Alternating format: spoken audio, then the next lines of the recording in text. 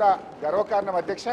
నేను మీ ద్వారా ప్రభుత్వానికి ఒక చిన్న అప్పీల్ ఏంటంటే, ఇదే శాసనసభలో పివి నరసింహారావు గారికి భారతరత్న ఇవ్వాలని మనం ఏకగ్రీవ తీర్మానం చేసి పంపిస్తే, ఈరోజు కేంద్ర ప్రభుత్వం వారికి భారతరత్న ఇచ్చినందుకు ఈ సభలో ఏకగ్రీవ తీర్మానం చేసి మనము కేంద్ర ప్రభుత్వానికి కృతజ్ఞత చెప్పాలి.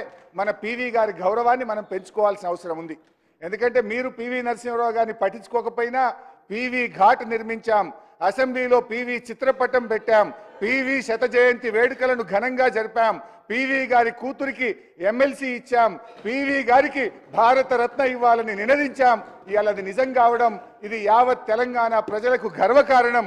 మీరు బేషిజాలకు పోకుండా మీ కాంగ్రెస్ పార్టీ నాయకుడు పివి గారికి భారతరత్న వచ్చింది కనుక ఇవాళ పివి గారిని అభినందిస్తూ కేంద్ర ప్రభుత్వానికి ధన్యవాదాలు తెలియజేస్తూ ఈ సభలో బేషిజాలకు పోకుండా ఏకగ్రీవ తీర్మానం చేయాలని మీ ద్వారా సభానాయకుడిని కోరుతా.